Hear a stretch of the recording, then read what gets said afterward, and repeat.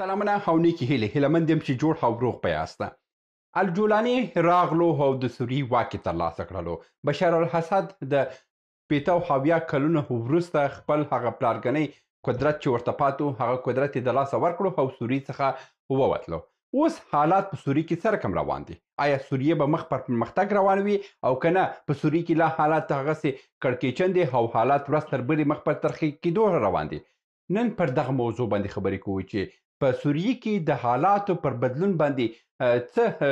تغیر مثبت تغیر راغلی دی او د خلکو ژوند پر کومه لور روان دی او آیا سوریې ته امیدونه شته که نشته. زه پر موضوع باندې خبرې کوو او تر اضافي خبرې تیرې شو. لومړی تر هر څه زه خپل په هغه پخواني ویډیو باندې یو څه نظر تاسو ته اچوم چې ما په تېرې ویډیو کې چې کله هم د حکومت سقوط شو ما په هغه ویډیو کې تاسو ته وویلو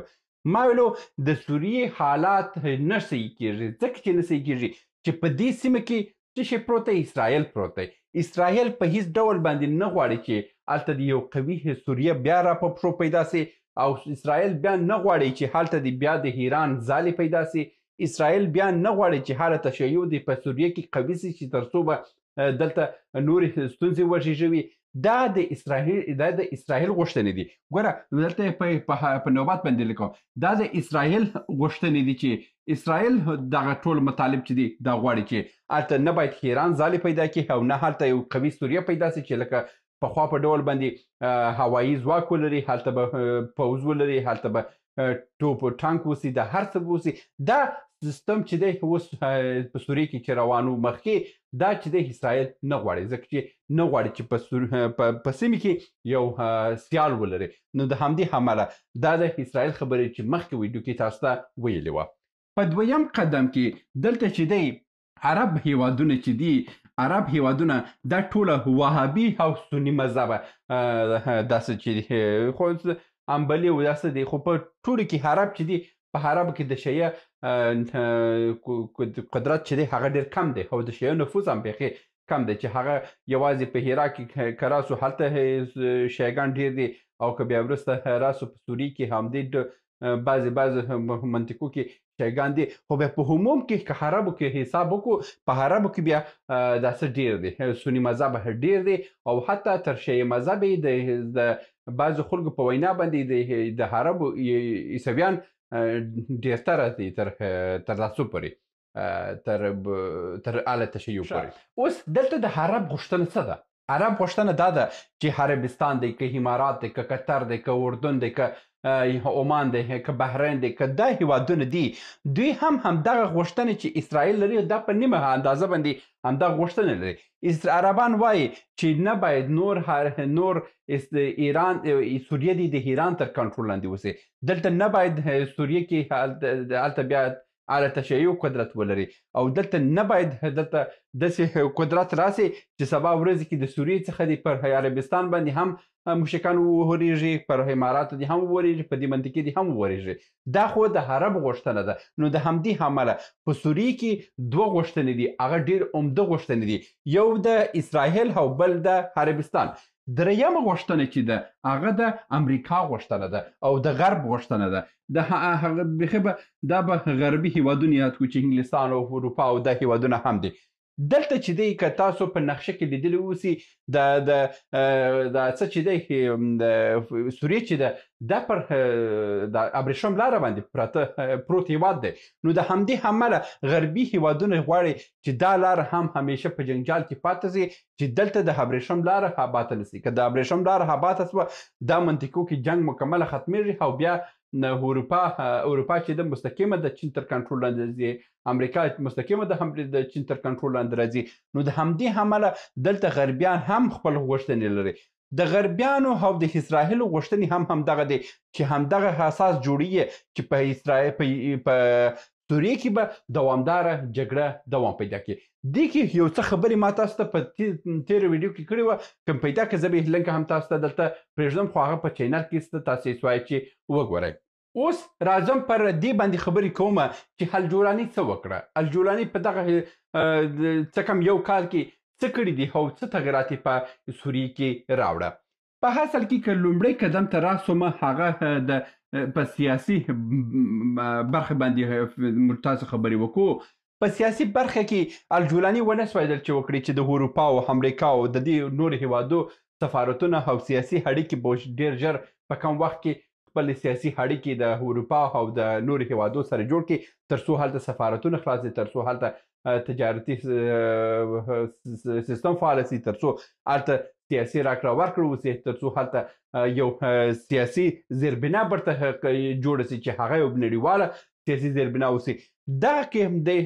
خپل کوششونه ډېر وکړه تر څو وکړای شي، خو هر مملکت چې دی په غیر مستقیم ډول باندې ځان ته یو استازی لیږلی نه سفارت هلته خلاص کړی دی او نه هم داسې خبرې شته چې دوی هلته خپل سفارتونه خلاص کړي. دا ځکه نشي کولی چې که هغه راسو امریکا باندې خبرې وکړو، امریکا چې د هغه همدا اوس د نړۍ په نورو ستونزو کې پاته ده چې هغه د روسیې ستونزه ده، هلته د چین د تایوان ستونزه ده، همدا ډول که راسو د عربو د ایران ستونزه ده. امریکا اوس په دغه کې پاته ده، په دغه کې چې پاته هم وه بیا هلته د نورې ستونزې ځان ته جوړ کړي چې د کاناډا او د مکسیکو تجارتي جنجالونه یې را پیدا کړه. دغه جنجالونه هم په دې باندې بحث و چې امریکا نور مصروفه شي. امریکا په همدې باندې مصروفه ده او د امریکا چې مصروفه شوه انګلستان هم مصروفه دی، جرمني هم مصروفه ده او دا ټول هیوادونه چې د اروپا خو چې دا په ناټو چې د ناټو هیوادونه زیاتره اوس د اوکراین په شخړه کې اخته دي، تر څو دغه اوکراین کې د کوم شخړه چې ده دې ته روسیه او پوتین چې د بریالیتوب ترلاسه کړي. که روسیې بریالیتوب پیدا کړو دې کې نور نو جرمني هم ختمه ده، اروپا ټول صنعتونه ختم دي او ټول به د اروپا ته د روسیې تر کنټرول لاندې دوی راغلي وه. دا اوس وه چې د دوی سیاسي پرمختګ یاد کوم. سیاسي پرمختګ کې که زه ووایم فقط ترکیه چې ده او ترکیه هم داسې حالت کې ده چې هغه خپله وضعیت ډېر خراب دی. که تاسو د ترکیه اقتصاد وګورئ، یوه لیره چې په 2008 کال کې یوه لیره چې په 2008 کال کې $1 سره برابر وه، $1 چې ویه 1.1 لیره په دې ډول باندې یوه اوس $1 چې دی هغه راغلی د 14 لیرې ته راغلی دی. لیره هم مخ پر ځای پکېدو ده، د ترکیه اقتصاد هم ډېر په ضعف کې روان دی. نو ترکیه خپل فعالیتونه شروع کړي، خو د ترکیې فعالیتونه هم داسې د زړه فعالیتونه نه دي. همدا اوس هلته جګړې برته په لارې اچولې دي او د کردانو سره د ترکیې ستونزې لري او د سوریې کردان سره هم ستونزې لري. د دې حقیقت کو که په 100% کې د سیاسي فعالیتونو په حساب زه ووایم 1% د دوی پرمختګ وسي، 99% د دوی پرمختګ سوی نه دی. راځم دلته برته په اقتصادي برخه باندې که موږ خبرې وکړو. اقتصادي برخه چې د هر هیواد یو هر خوا پوره کوي اقتصادي پرمختګ. د الجولاني چې دی دوی په دغه وخت کې د غربي هیوادو څخه خپل مرستې یو څه په غیر مستقیم ډول باندې ترلاسه کړي دي، خو دا هغه داسې نه دي چې هغه سوریه چې لکه کابل ټوټې سوه هغه برته آباد کړي او برته آبادي دپاره د سوریې دپاره ادي حقل $2 تریلیونه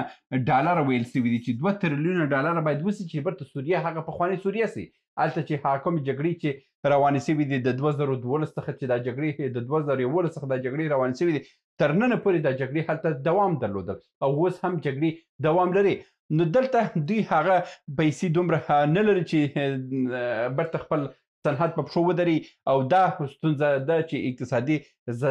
د اقتصاد کې هم دومره پرمختګ کړی نه دی. که بل راسو د تیلو صنعت چې دی په سوریې کې یو څه تیل شته، هغه هم د دوی هغه صنعت یې مخکې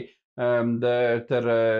بشر الاسد په دوران کې دومره ضعیفه کړی و چې ټول څایانه او ټول هغه د دې سیستمونه خراب کړي وه او اوس همدغه دپاره هم دوی نسي کولی چې یو مرسته ترلاسه کړي تر څو دغه خپل یو مړ اقتصاد چې دی دغه برته یو څه په حرکت راوړي. دې کې هم تر اوسه پورې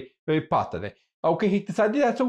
خبره که راسو په خیراتو باندې ووایو، خیراتونه صحیح دی، کومکونه صحیح دی، افغانستان هم خیراتونه پیدا کړي. دا خیرات چې دی هېڅ درس نه دوه کوي، هېڅ اقتصاد او ژوند او مملکت په پښو نه دروي. نو د همدې امله که ووایم د اقتصاد له نظره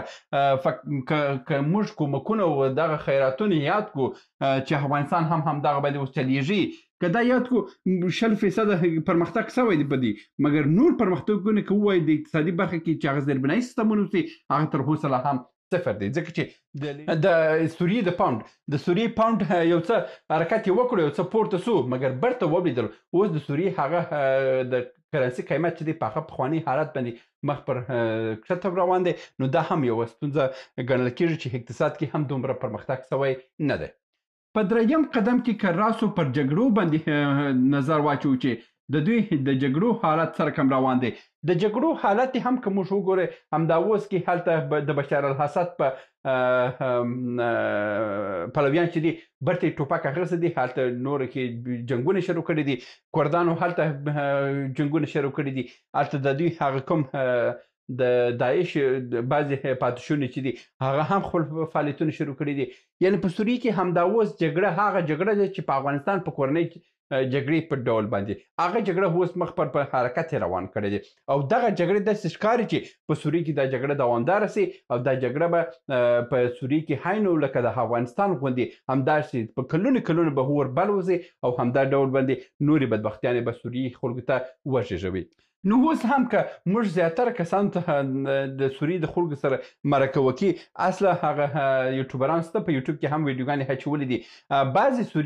د سوریې خلک هم همدې ته داسې دي چې موږ هغه امیدونه چې په اول ورځ کې وه هغه امیدونه موږ ورځ تر بلې ترلاسه ورکوو یې زموږ امنیتي ځواکونه ختم سوه زموږ هوایي دفاعي سیستمونه ختم سوه زموږ هوایي ځواک ختم سو زموږ بحري ځواک ختم سو زموږ اوس هېڅ شی نه لرو موږ یو ډېر لیدلی هېواد سو اوس هغه امیدونه چې څو ورځې مخکې دوی په رقصونو په ډانسونو کول اوس هغه حالت اوس په سوریې کې نسته. نو د همدې څخه ښکاري که وایي سال که نیکوس از بهارش پیداست یعنې یو نیک کال چې دی هغه د پسرلي څخه ښکاري اوس د پیسو حالت کې موږ وګورو نو د دې داسې ښکاري چې نه سیاسي پرمختګ سوی دی او نه هم اقتصادي پرمختګ سوی دی د بل خوا جګړې هم برته ګرم سوي دي. دا و د نن ورځې ویډیو هیلهمند یم چې یو څه مو ترلاسه کړي اوسئ تر بیا هم په الله سپارم ښې چارې. سلامونه موږ ډېر موضوعات جوړ کړي دي که سیاسي موضوعات غواړئ ووینئ نو دلته کلیک کړئ او که غواړئ اقتصادي موضوعات وګورئ نو دلته کلیک کړئ او که غواړئ چې د تل لپاره راسره واوسئ نو دلته کلیک کړئ او چینل سبسکرایب کړئ. مننه.